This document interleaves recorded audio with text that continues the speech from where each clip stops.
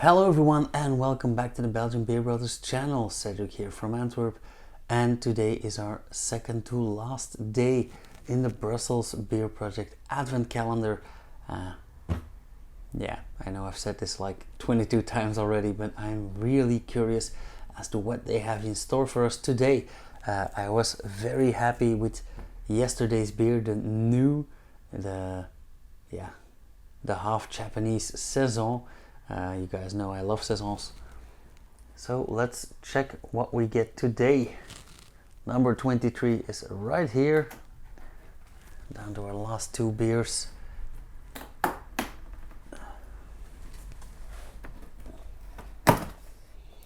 Another can.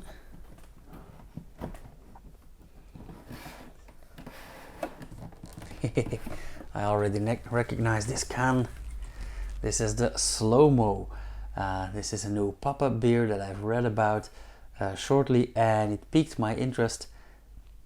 I haven't tasted it yet. A friend of mine, Bert, has tasted it, but I must say that I don't know any details about it. This is a beetroot and pear farmhouse saison, 5.5% ABV. I do think that farmhouse saison is a bit double up. It's farmhouse ale or saison, they are synonyms, but nonetheless I also love this can again. I'll put the label up here somewhere if I can find it. It's actually, yeah, back to the history of the farmhouse ale. We've got this chicken pecking some grains on a field, and apparently it has a lot to do with that, because our friends from E-Farmz take you to their local farm partners where the grass is greener, where the beetroots and pears taste better. Stop running, you're moving too fast. Hence the Slow-Mo. Malts, Pilsner malt, wheat, oat flakes, rye and Cara 20. So this promises to be a very full beer. Hops, Hallertau Mittelfrüh, Hallertau Blanc, Challenger and Sorachi Ace. I do believe that Sorachi Ace was one of the Duvel Triple Hop early years. We have had Hallertau Mittelfrüh a few times. Hallertau Blanc was in the new yesterday. So yeah, can't go wrong with those. And extra beetroots and pears. So another fruit beer, as to speak, or so to speak.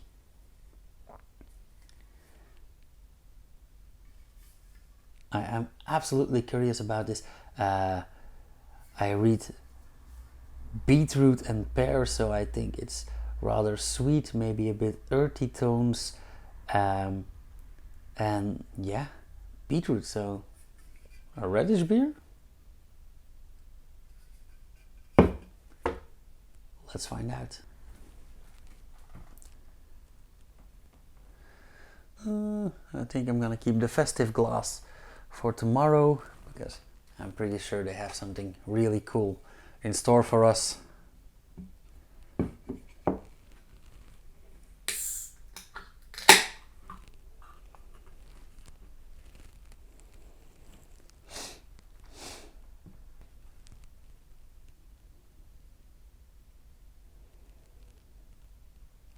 I do get hints of pear, but this does smell like a beer I know, but I can't put my finger on it.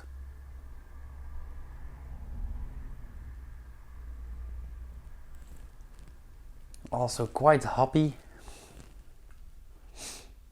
Aha, yeah, it is indeed a reddish beer.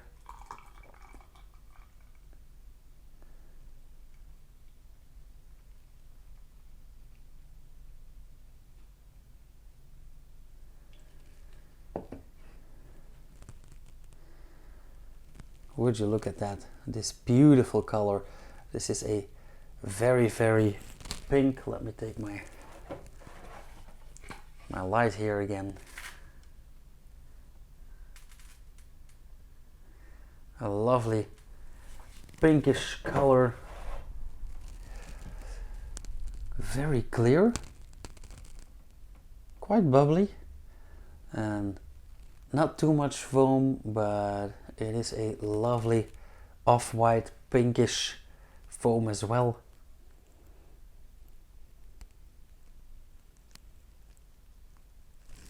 Yeah, still that same scent.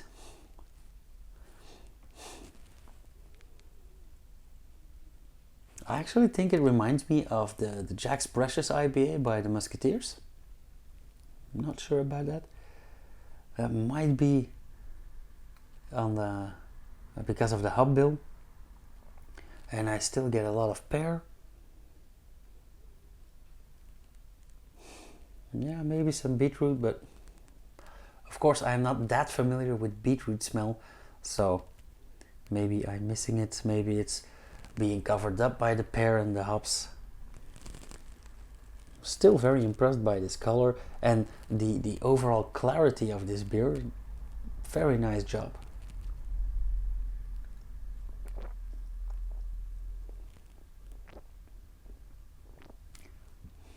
Oh wow, that is something special. I'm not gonna say this tastes like a saison in any sense.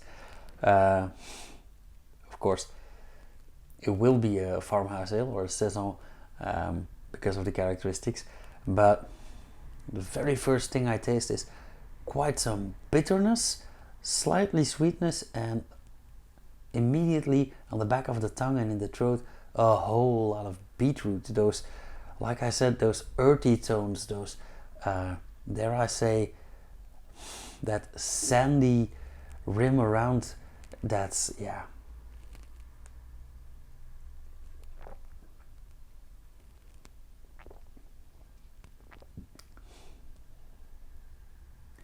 And actually it is strong enough and present enough to notice it and to actually call this a beetroot beer, but it's also subtle enough not to be annoying. And I do think that they made a very cool decision, a very good decision of adding the pear to soften things up. I do have a slightly a medium full mouthfeel.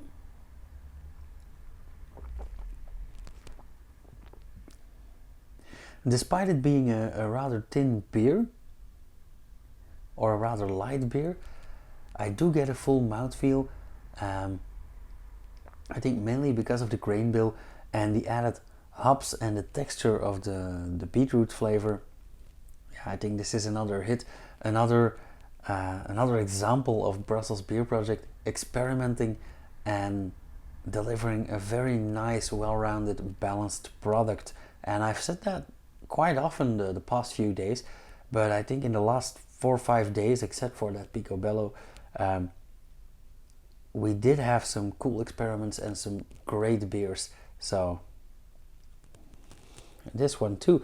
I'm not gonna say that I'll buy a crate of these.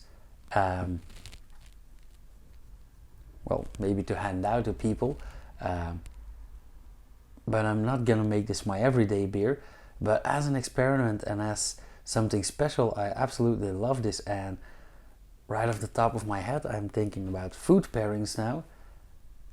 And with this beetroot and this pear, this freshness, this refreshing characteristic, this thirst quenching ability, I'm thinking about salads, like quinoa salads, chicken salad, any type of salad.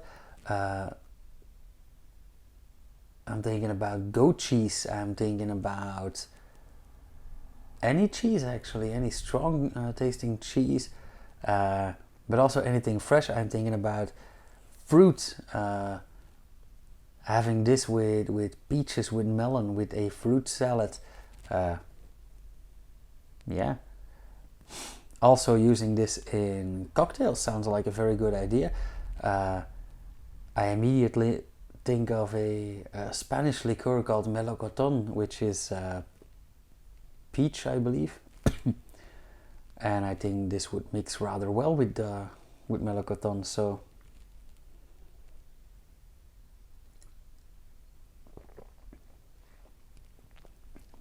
I also think this would mix rather good with gin.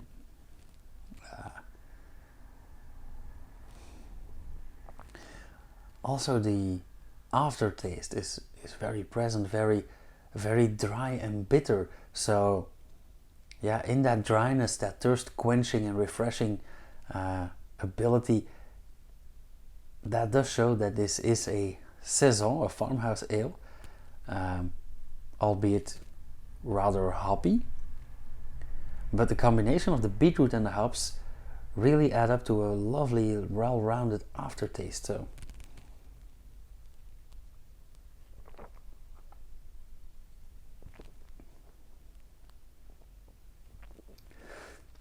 okay, for me this is another hit.